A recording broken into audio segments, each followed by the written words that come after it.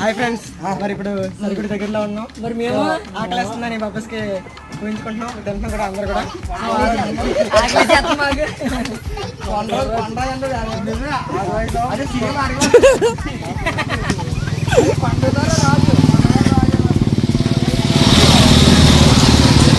చెప్తారు ఒక స్పీచ్. బొబ్బస్గా దాతండి రూపాయలంటండి. మరి